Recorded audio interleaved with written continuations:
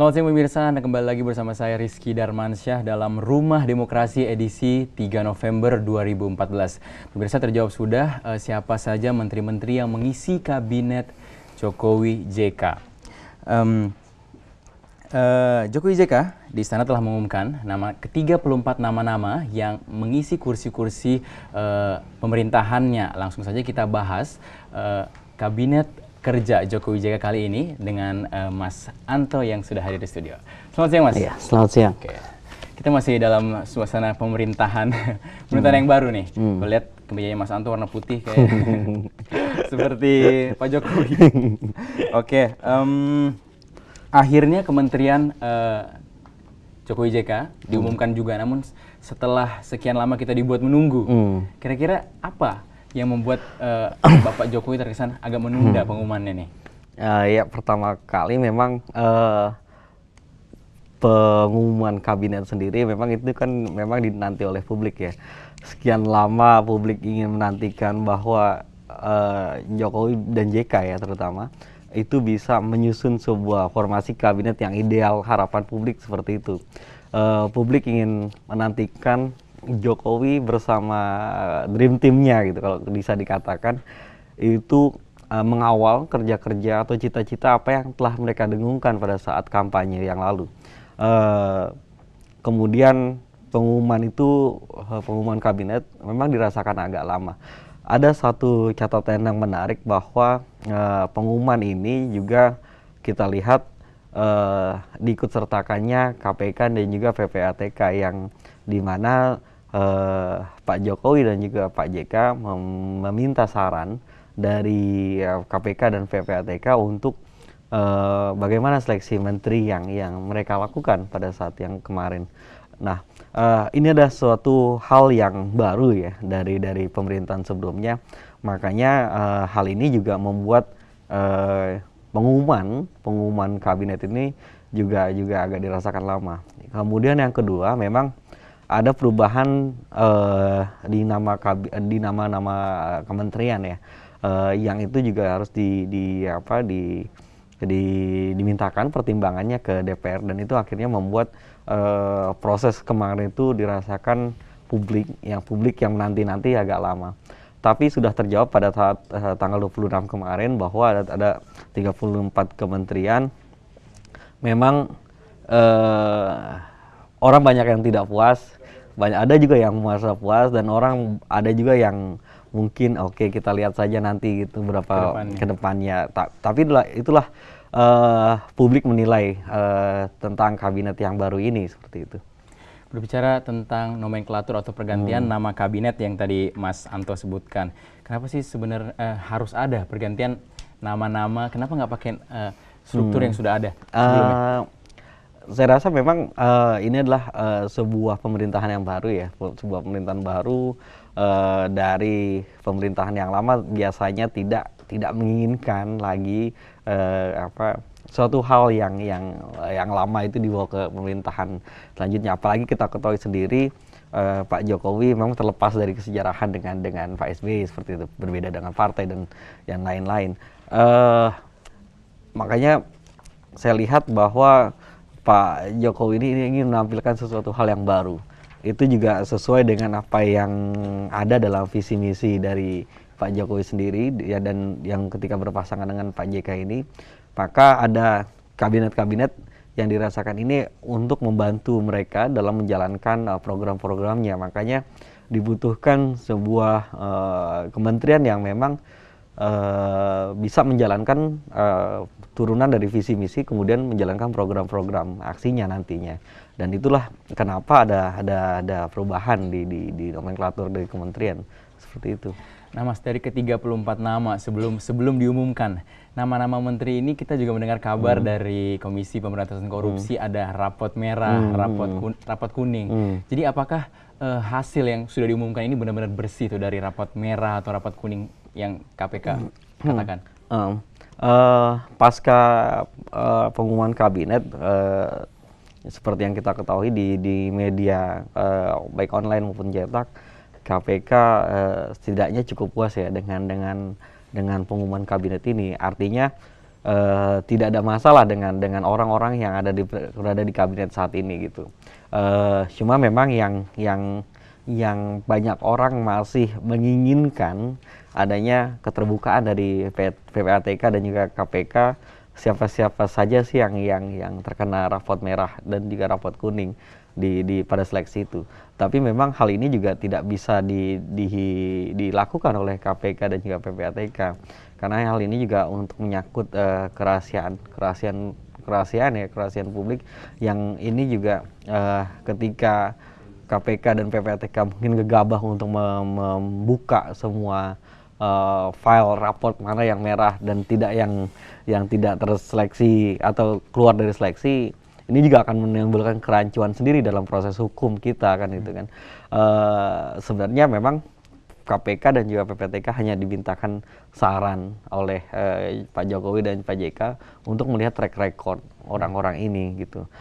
Bukan mengadili konteksnya, bukan mengadili. Ketika KPK dan PPATK nanti untuk mempublish ke khalayak ramai atau ke publik, ditakutkan akan ada sebuah pengadilan baik dalam media maupun di masyarakat, orang ini udah kena cap terkait dengan koruptor dan yang lain-lain seperti itu. Makanya KPK dan PPATK hanya diminta pertimbangan saran tanpa harus mempublish siapa-siapa orang yang tidak layak menurut versi KPK dan PPATK.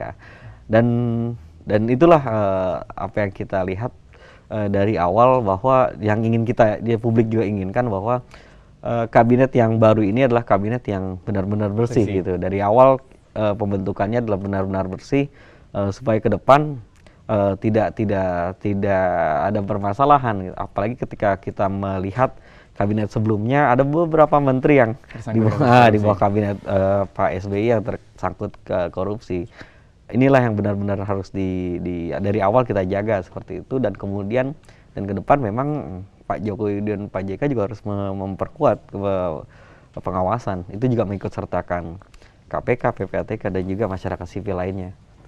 Oke, baik Mas Anto, kita akan bahas lebih dalam lagi soal Kabinet Kerja Jokowi JK, namun sesaat setelah pesan-pesan berikut ini.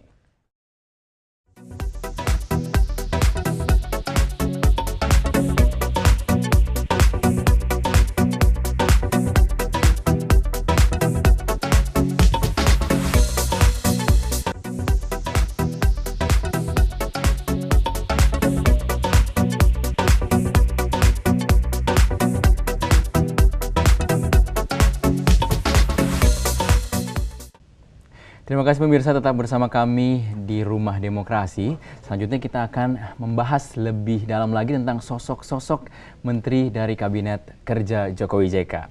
Ya, Mas Anto, dari ke-34 menteri yang telah diumumkan oleh Jokowi JK, bagaimana anggapan tentang sosok-sosoknya menurut Mas Anto?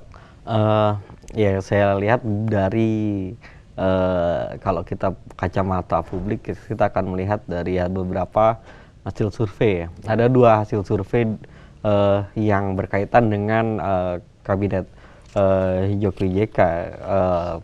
Itu yang dilakukan oleh teman-teman di SMRC dan juga dari LSI yang dirilis minggu lalu, di mana dikatakan kalau di survei SMRC itu dikatakan bahwa publik masih percaya ya, dengan 74,5% publik masih percaya dan cukup yakin dengan kabinet Jokowi JK ini. Bagaimana kita akan melihat ke depannya dari formasi kabinet yang diisi oleh sejumlah profesional dan juga perwakilan dari partai ini. Kemudian ada survei dari LSI yang mengatakan bahwa ada sekitar 74,75% juga yang masih menunggu, publik menunggu. Sebenarnya publik masih menunggu kerja-kerja dari kabinet ini. Publik akan menunggu 100 hari pertama mungkin yang akan dinilai oleh publik. Nah, hal ini cukup wajar ya. Jadi ketika ada keyakinan dari publik atau keyakinan publik masih tinggi, Saya rasa dari formasi yang ditentukan oleh atau dibuat oleh Jokowi JK pada kabinet ini, memang ini membuat sebuah harapan ketika ada 20 orang yang mengisi pos-pos ini adalah berasal dari profesional. Kemudian sisanya berasal dari partai politik. Ada sebuah harapan besar bahwa kabinet ini tidak lagi kabinet yang diisi oleh sekelompok orang-orang partai. Walaupun memang di sana juga kita masih melihat ada sejumlah tokoh-tokoh partai yang menghiasi nama-nama di kementerian atau program-program partai. Kemudian yang kedua adalah masyarakat atau publik menilai tentang menunggu ya bagaimana sepak terjang mereka. Ini sangat wajar ketika para menteri ini yang tergabung dalam kabinet kerja dan kebanyakan profesional dan orang-orang profesional ini belum memiliki pengalaman yang cukup, publik akan menilai bahwa kita akan melihat bagaimana kinerjanya gitu. Bukan hanya di track record di swasta ketika background dia seorang pengusaha atau di swasta, tapi juga melihat dari bagaimana juga ketika berhadapan dengan struktur birokrasi ini, karena kementerian akan berhadapan dengan atau akan menjalankan struktur birokrasi di bawahnya, dan itulah yang ditunggu oleh publik. Mungkin seperti itu. Jika kita lihat dari ke-34 menteri yang ada, mayoritas kebanyakan wajah-wajah baru. Kira-kira apa yang membuat Jokowi JK memutuskan untuk menggunakan orang-orang yang mungkin kita bilang baru ini? Ya kalau dilihat ya ada beberapa nama-nama baru yang menghiasi di kabinet. Yang sensasional ada Bu Susi ya, seperti itu. Terus kemudian ada bahkan di Menteri Luar Negeri ada Bu Retno. Dan ini memang orang-orang yang baru ya, orang-orang yang baru yang menghiasi di wajah kabinet kita saat ini. Dan kemudian kenapa Jokowi JK memilih orang-orang ini? Jelas bahwa orang-orang ini dinilai itu cukup layak untuk bagaimana menerjemahkan program-program Jokowi JK seperti itu. Dan saya yakin bahwa apa yang dipilih oleh Pak Jokowi dan juga Pak JK ini adalah sebuah formasi yang benar-benar ideal menurut mereka. Walaupun ada publik menyatakan kurang puas atau tidak puas, ya inilah pilihan mereka saat ini yang terbaik menurut mereka, seperti itu. Pilihan mereka ketika orang-orang ini memiliki kompetensi yang jelas dan juga track record yang bersih. Mungkin itu. Kita ambil contoh Pak Sofyan Djalil yang menjadi Menko Perekonomian. Sebelumnya kinerjanya dirasa kurang pada saat menjadi menjabat menjadi Menteri BUMN.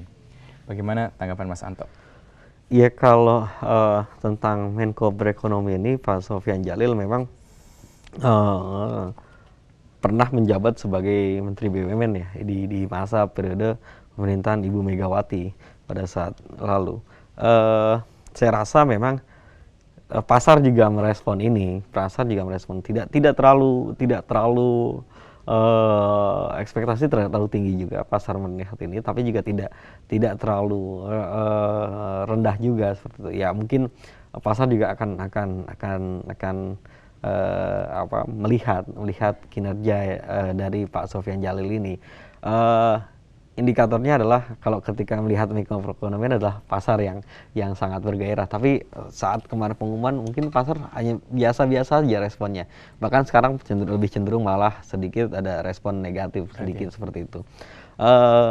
Hal ini jelas memang pemilihan Pak Sofyan Djalil bukan hanya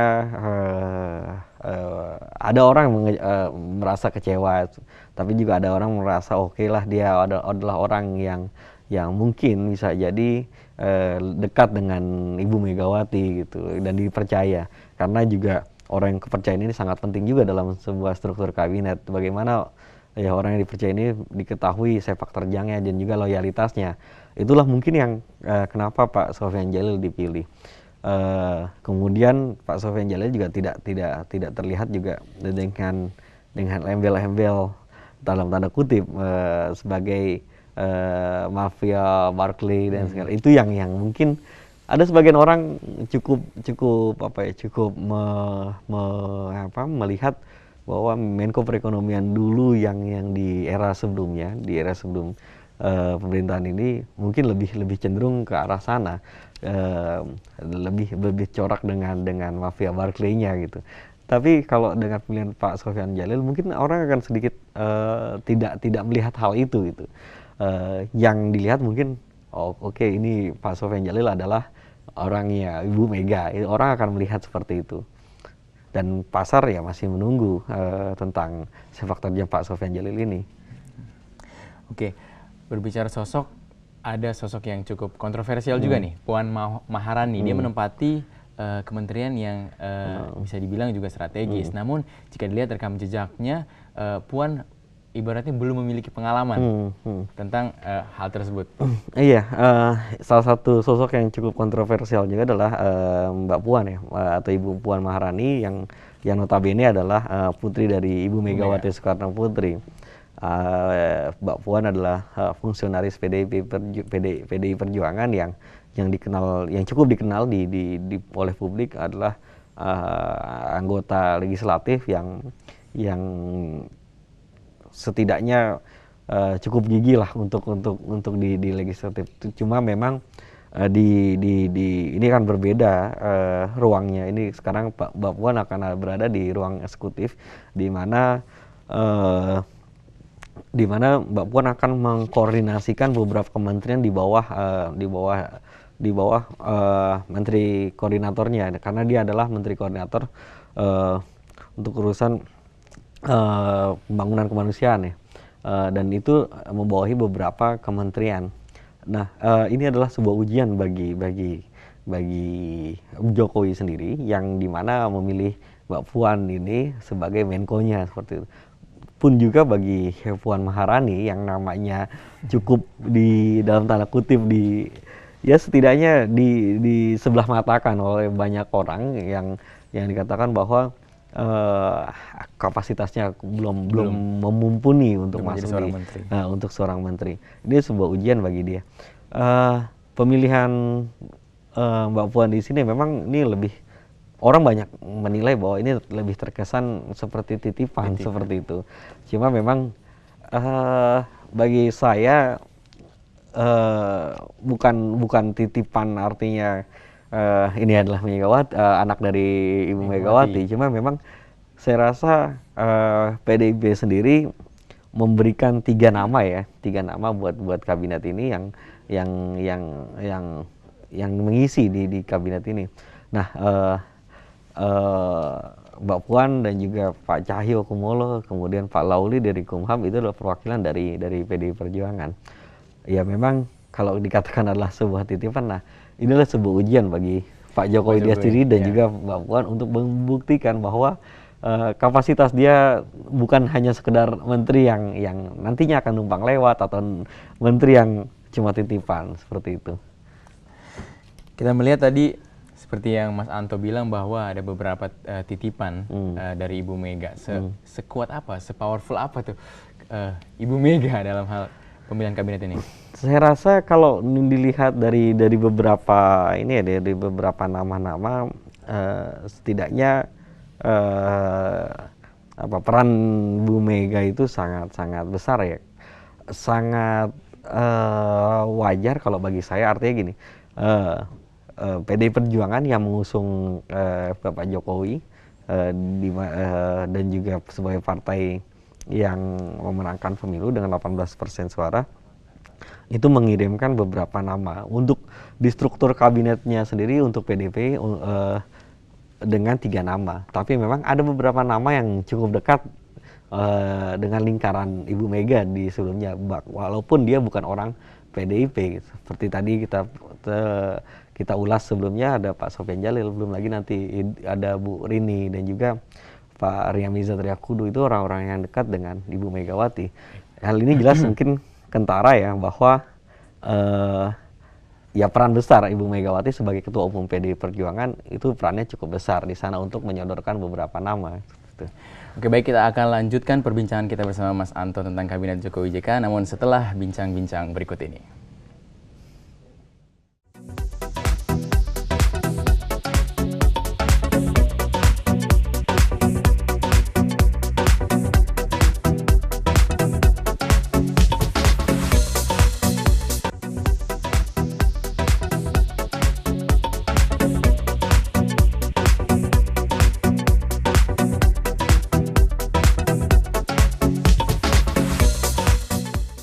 Terima kasih pemirsa, tetap bersama kami dalam Rumah Demokrasi. Selanjutnya kita akan membahas Menteri BUMN yang baru, Ibu Rini Sumarno. Bagaimana pendapat Mas Anto? Karena sebelumnya kita tahu bahwa saat menjadi menteri di era Megawati, Rini memiliki rekam jejak yang kurang baik. Ya, tadi yang menyambung dari pembicaraan sebelumnya bahwa ada peran Ibu Megawati ya di sini untuk setidaknya memberikan masukan untuk nama-nama kabinet kerja ini. Seperti yang tadi kita ulas, ada Pak Sofyan Djalil, sebelumnya ada Ria Meza Triakudu, kemudian Mbak Puan. Mbak Puan mungkin bisa jadi masukan dari sang ibu ataupun bisa jadi dari partai sendiri seperti itu. Kemudian yang terakhir ada Ibu Rini Sumarno ini. Saya rasa kalau dikatakan bahwa track record Ibu Rini ini, banyak orang yang mengatakan bahwa Ibu Rini ini menjual aset seperti itu ya, aset negara disangkut kautkan. Memang ini menjadi catatan ya dari publik bahwa ada yang minus dari Ibu Rini sendiri. Cuma memang yang perlu kita ketahui bersama bahwa penjualan aset pada zaman Ibu Megawati itu memang bukan hanya dilakukan oleh pemerintahan Ibu Megawati saja, cuma memang ini adalah sebuah kesepakatan berdasarkan dari MOU dengan IMF di sebelumnya bahwa ada penjualan aset-aset dari BUMN yang itu diharuskan bagi pemerintahan siapapun pemerintahannya di Indonesia ketika menaikkan kontrak dengan IMF untuk melakukan privatisasi ataupun menjual aset ya BUMN-nya. Dan itu memang banyak dilakukan di zaman Ibu Megawati, dan bukan hanya di lingkaran bukan hanya di eksekutif saja, tapi itu juga diketahui oleh legislatif pada saat itu. Jadi memang agak tidak adil gitu ketika kita juga mengatakan bahwa ini adalah kesalahan Ibu Rini sendiri seperti itu. Tapi ini adalah sebuah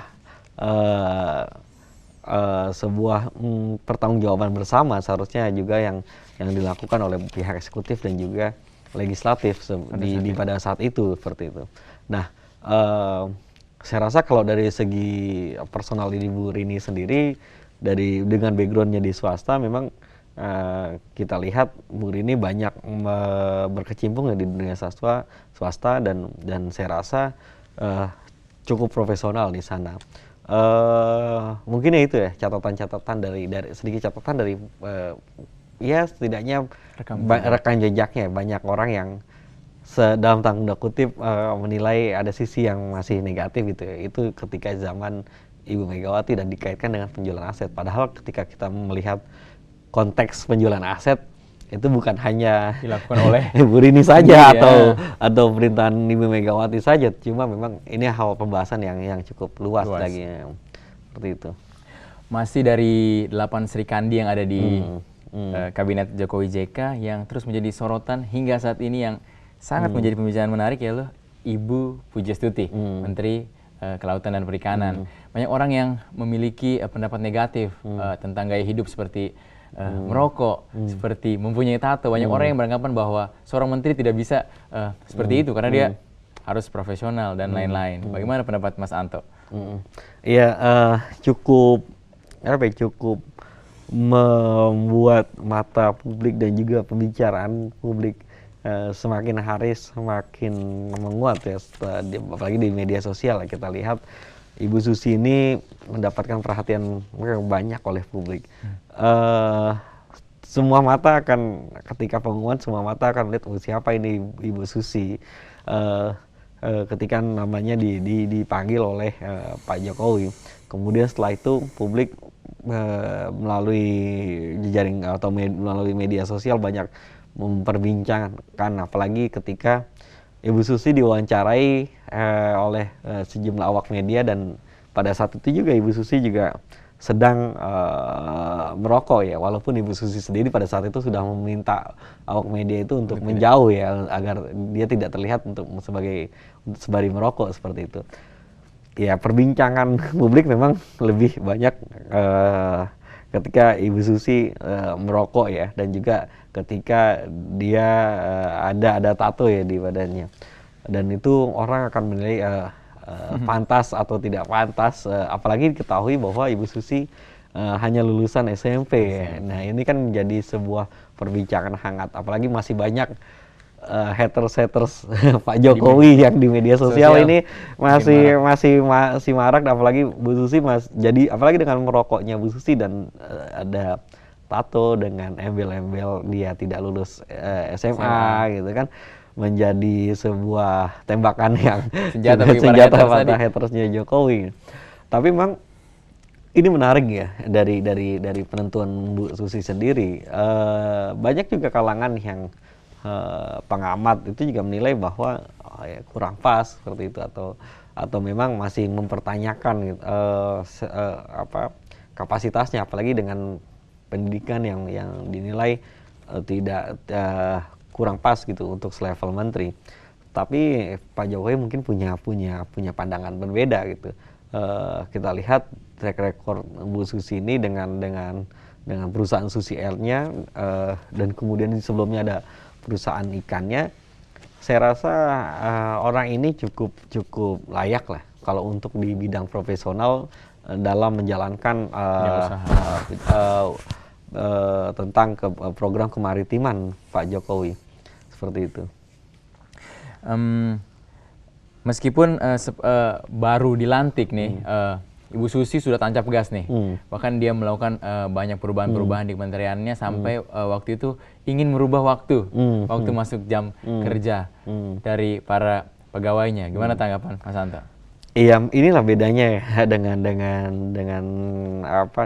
orang yang mungkin berpikiran normatif ya, dengan lihat bahwa orang yang bisa berhasil itu adalah orang yang memiliki penampilan yang dari publik itu cukup baik gitu ya, terus dengan pendidikan cukup baik. Tapi Ibu Susi juga bisa membuktikan bahwa saya dengan penampilan seperti ini, tapi juga saya juga bisa membawa kementerian ini lebih baik ya. Awalnya akan pasti akan ada gebrakan dari Ibu Susi, dan Bu Susi akan menunjukkan bahwa dia pantas untuk mendapatkan posisi sebagai menteri.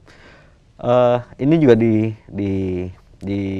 kita lihat dari background Bu Susi sebagai pengusaha ya, yang jelas pastinya kedisiplinan dan juga bagaimana melihat peluang itu juga pasti akan menjadi sebuah cara pandang Bu Susi nantinya membawa Kementerian Perikanan dan Kelautan ini, di mana titik tekan di kabinet kerja ini adalah sektor kemaritiman, dan itu saya rasa Bu Susi akan mempunyai tanggung jawab besar di sana dan juga tantangan.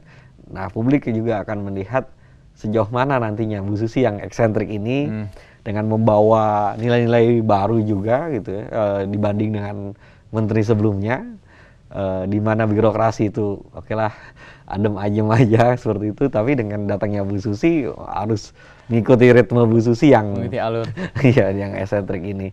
Kita akan melihat ya 100 hari ke depan seperti itu.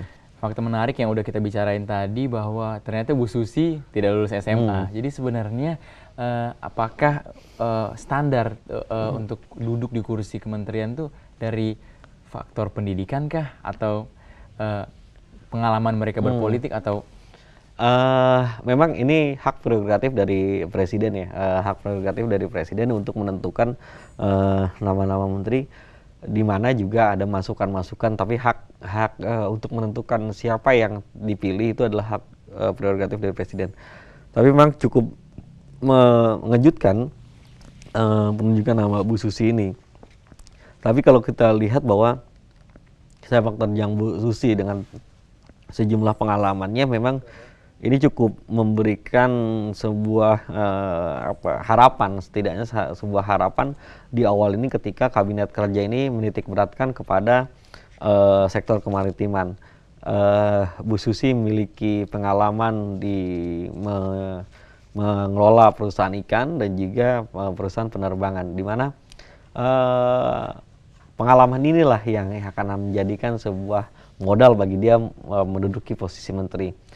Kalau dikatakan standar, bagi sebagian orang mungkin pendidikan adalah hal yang utama, tapi mungkin bisa jadi Pak Jokowi mempunyai standar tersendiri ketika pengalaman ini dilihat oleh beliau untuk dijadikan modal bagi pembantunya di dalam kabinet ini untuk melaksanakan program-programnya. Jadi ya Pak Jokowi melihat dari sisi bagaimana Bu Susi sebagai seorang pengusaha yang profesional untuk bisa membangun kemaritiman Indonesia seperti apa yang dia telah lakukan di perusahaan-perusahaannya, seperti itu. Kalau kita melihat sebelumnya ritme kerja Pak Jokowi yang belusukan, terus bagaimana jika para menterinya juga melakukan belusukan tersebut? Sebenarnya boleh nggak sih sebenarnya menteri itu melakukan belusukan? Sebenarnya kalau dikatakan bahwa belusukan itu adalah bagaimana mendekatkan diri ke rakyat, mengambil atau membuka ruang aspirasi dari masyarakat dan masyarakat bisa langsung memberikan aspirasinya ke pimpinannya. Hal itu suatu hal yang baik ya. Menurut saya partisipasi masyarakat akan terbuka di sana, tidak lagi tersempit oleh ruang-ruang, hanya di ruang-ruang formal seperti itu. Belusukan ingin membongkar sesuatu hal yang formal, tentunya seperti itu. Tapi hal ini jangan terjebak dengan euforia pemimpinnya atau presidennya sering belusukan, menteri-menterinya ikut belusukan gitu kan, tanpa ada sebuah targetan yang cukup jelas. Saya rasa belusukan dengan sebuah target yang cukup jelas itu harus dilakukan seperti itu. Tidak lagi ada menteri yang tiba-tiba cukur rambut gitu ya, cukur rambut di tukang pangkas rambut yang baru gitu kan. Itu bagi saya, loh ini apakah benar-benar sesuai targetnya dia dengan program kementerian ini dia atau tidak kan? Itu kan menjadi hal yang bagi saya tidak harus lah seperti itu. Cuma memang menteri-menteri ini juga harus coba menerjemahkan belusukan yang sebenarnya yang pas ya. Ketika ada program-program yang sudah dijalankan, mungkin dia bisa memonitoring saja seperti itu. Oke, kita akan lihat belusukan yang pas untuk para menteri-menteri seperti apa setelah pariwara berikut ini. Tetap di Rumah Demokrasi.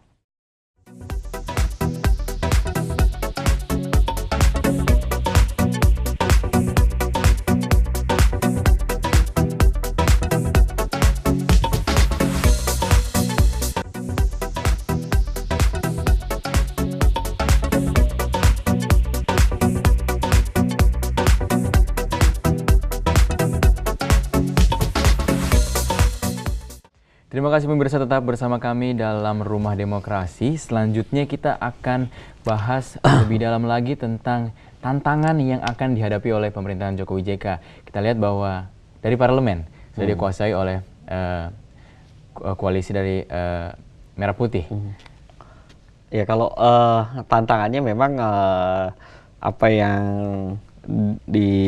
kita lihat ya, kita lihat dari kabinet ini memang di awal-awal bagaimana kepercayaan publik itu muncul ketika mereka bisa menjalankan program-programnya ya di 100 hari pertama. Kemudian yang kedua adalah bagaimana membangun hubungannya dengan parlemen, itu hubungan yang sinergis dengan parlemen.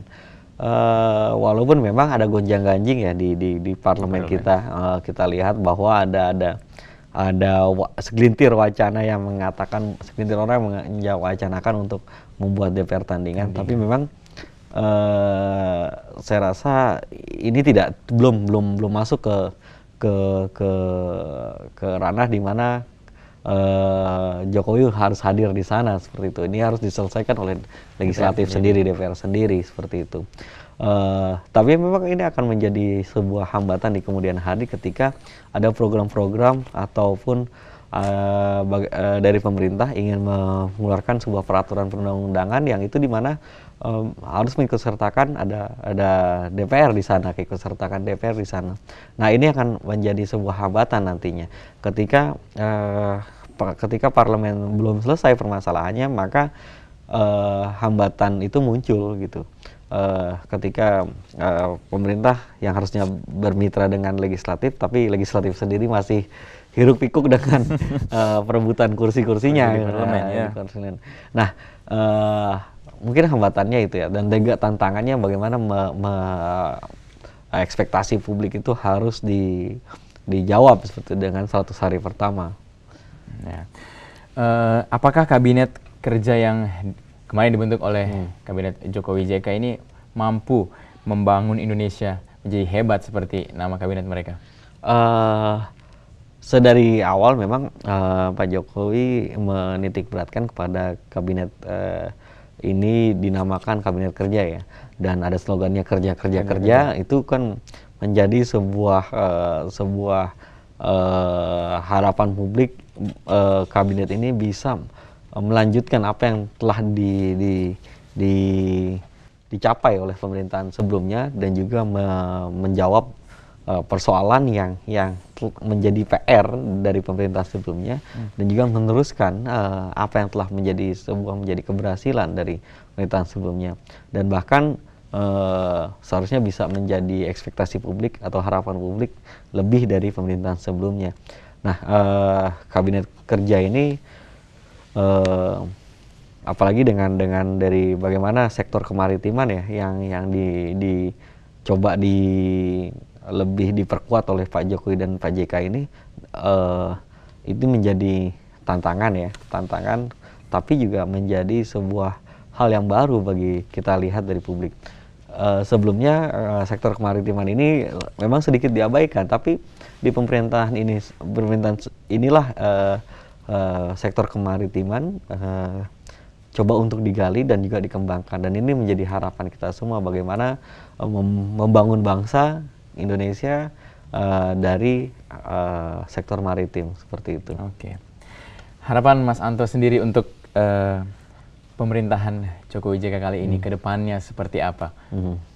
Ya, seperti banyaknya publik memberikan harapan kepada kabinet kerja ini dengan dari prinsip-prinsip ataupun dari sebuah tujuan yang telah dikampanyekan oleh Pak Jokowi dan Pak JK, terus kemudian dari janji-janjinya juga memang inilah yang harus dicapai ya, harus dipenuhi janji-janji kampanyenya. Harapan publik hanya itu, seperti itu. Kita tidak bisa melihat lebih bagaimana sosok Jokowi, tapi juga tetap harus menurunkan dia dalam porsi sebagai pimpinan yang telah memberikan janji-janjinya, dan juga untuk mencapai kesana, dan yang dibantu oleh menteri-menterinya sebagai pembantunya. Nah, ekspektasi publik harus dibuat secara rasional mungkin gitu. Jadi harapannya tidak terlalu besar-besar juga, tapi juga harus harapan itu tetap ada, artinya tidak berlebihan, tapi tetap dalam koridornya seperti itu, dan sesuai dengan janji-janji masa kampanyenya. Itulah yang diinginkan. Jadi tidak terlalu bagaimana ini Jokowi berlebihan ekspektasinya, tapi ya tetap dalam koridornya, dan juga kita juga tetap masyarakat juga tetap mengawasi dan juga mengkritik. Itu yang paling penting juga. Nah, benar banget. Kita sebagai masyarakat tugasnya hanya akhirnya mengawal. Dan ikut mendukung program-program yang akan dilaksanakan oleh Jokowi JK. Baik pemirsa, sekian bincang-bincang kita pada siang hari ini. Kami segenap kru yang bertugas mengucapkan selamat siang dan sampai jumpa di Rumah Demokrasi selanjutnya.